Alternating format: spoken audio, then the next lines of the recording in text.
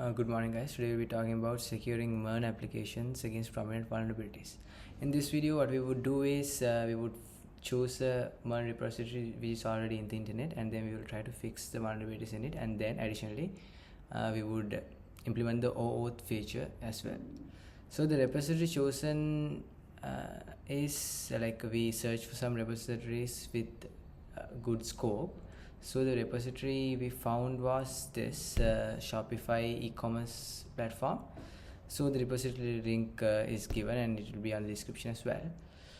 Okay, so let's jump in to identify vulnerabilities. So to identify vulnerabilities, there were three methods. The first of it was black box testing, the second was white box testing, and then finally we use the OWASP top 10 list.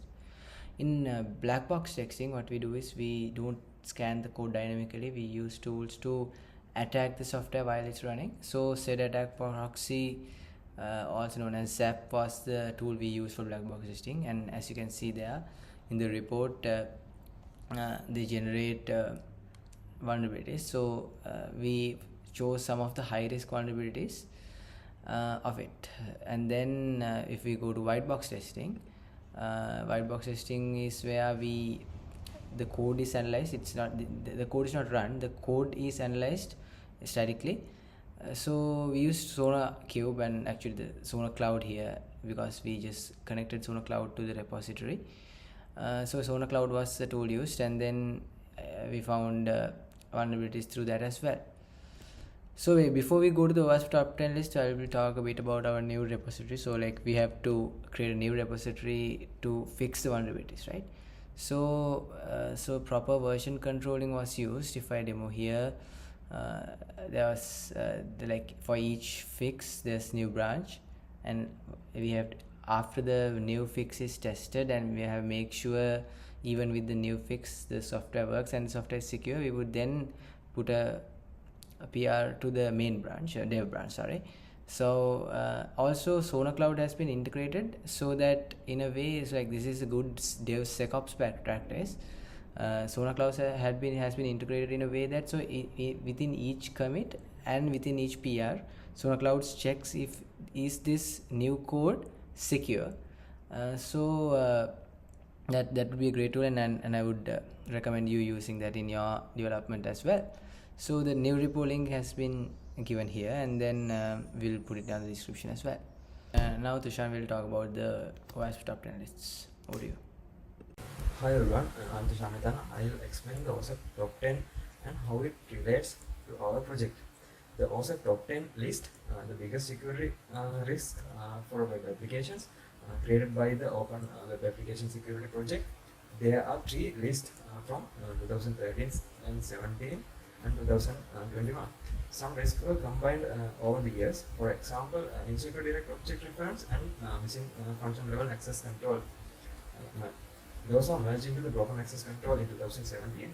These lists help us find out and fix vulnerabilities in our test repository. We identified these vulnerabilities using white box testing and black box testing by checking an OWASP list as well. Now let's go over these vulnerabilities and how we fix them. First we look at the CSP header and security misconfiguration. Content security policy CSP is a header that helps to prevent attackers like cross-site scripting by controlling which resources can load. Without it, attackers can inject harmful scripts. We fix this by using the helmet middleware, which we need to set up correctly.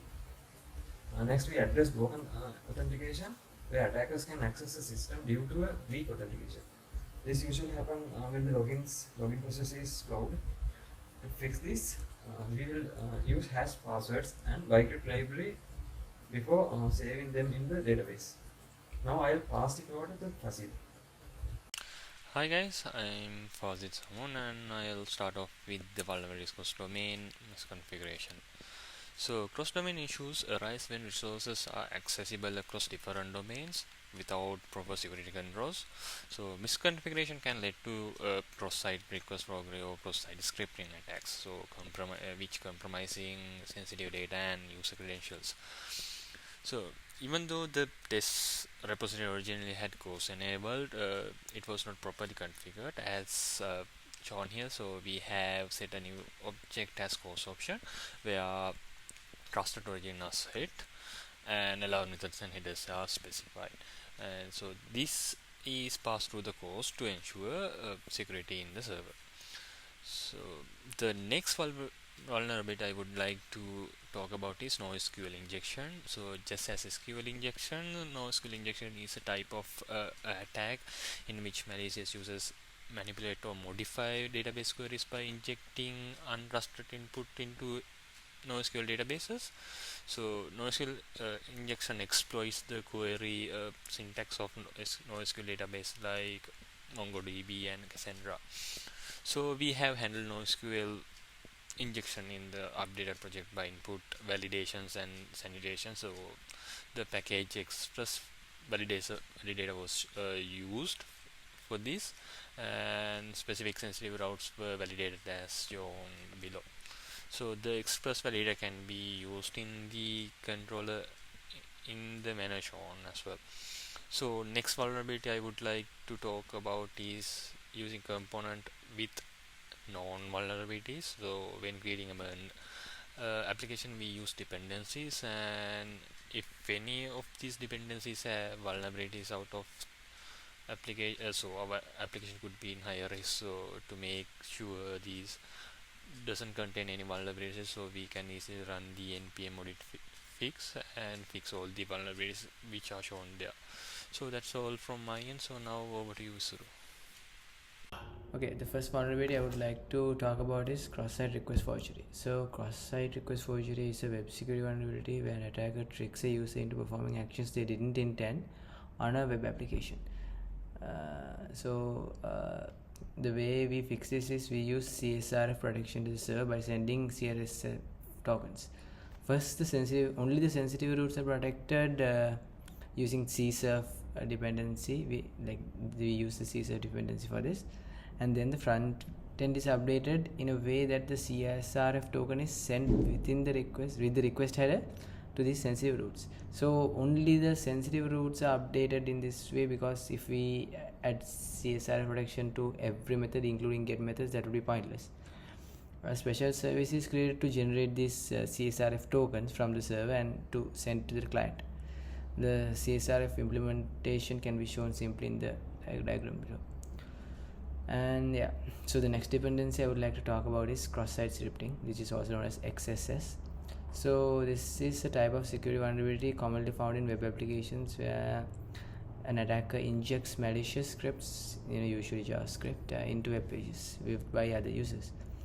So if exploited, the injected script can run in context of the victim's browser, so leading to serious security risks such as session hijacking, data theft, or even control the browser in some instances. So this is handled by sanitizing user inputs from the front end as shown. So we can either manually handle this using a function, or the most practical way is using a library. We used DOM Purify in our scenario. So yeah, the next dependency I'll be talking about is cryptographic failures and also sensitive data exposure. Both of these vulnerabilities are this refers to incorrect implementation or use of cryptographic mechanisms that are intended to protect sensitive data. So when this is not applied properly, sensitive data can be exposed to unauthorized users, leading to breaches, confidentiality losses, and other security risks. So the way to fix this is ensure HTTPS, and to ensure HTTPS we have to implement the SSL handshake in our server. So to ensure HTTPS we need a SSL certificate. So the SSL certificates are two types, either self-signed or CA-signed. We used a self-signed certificate, and then we implemented the HTTPS server to listen. So after that, so for added security, we made the HTTP so the HTTPS server would be listening from port 443. So from the normal port, all the requests coming from the normal port would be redirected to the HTTPS server for added security. So yeah, that's it from my side. Over to Janadu to talk about the next vulnerability. Hello everyone, I am Janadu Sanayaka. I'll start off by discussing the vulnerability of broken access control. Broken access control occurs when an application allows users to access resources or perform actions that they are not authorized to access. This can lead to unauthorized information disclosure, data modification, or actions being performed on behalf of other users. For instance, if a user is able to access admin-only routes, this indicates broken access control vulnerability. While this can be managed via JWT authentication, for demonstration purpose, we have handled it with the backend logic. As shown here, the user's role is checked before deleting the requested data, ensuring only authorized users can access specific resources. The next vulnerability I'll be talking about is insecure direct object referencing. It occurs when an application exposes direct access to objects such as database records, files, or URLs based on user supplied input without proper authentication or authorization checks. This vulnerability can be effectively mitigated in MERN applications through the use of JWT. Here's how the JWT authorization was handled. We implemented JWT to sign users in when they are logged in or register. JWTs are also used to protect routes that require authorization, such as admin routes or any other order purchase routes. For example, we added authorization checks to product updates by an admin and integrated an middleware to handle this. On the front end, we update the user context to manage and access authenticated user across the application. Apart from fixing vulnerabilities, we also have implemented Google login functionality using OAuth. OAuth, which stands for Auth 1 Authorization, is an open standard protocol used for token-based authentication and authorization. It allows applications to access resources on behalf of users without needing to expose or handle the user's credentials like passwords. Here are the steps we implement to OAuth 2.0 based Google login in our application. First, a Firebase project was created and which can be monitored from the Firebase console as shown. Google authentication was then configured from Firebase authentication. From front end, we using a custom component provided by Firebase. Authorization is handled by the front end via Firebase or 2.0, and additional logic was added to the backend to save the user data in the database once the user logs in with Google. This is how the completed Google login screen looks. Thank you. How to use it? Okay, so thank you guys. So that's it from today's video. We talked about some dependencies and OAuth implementation. So if you have any questions, feel free to ask on the comments below, and thank you and hope to see you in another day. Bye.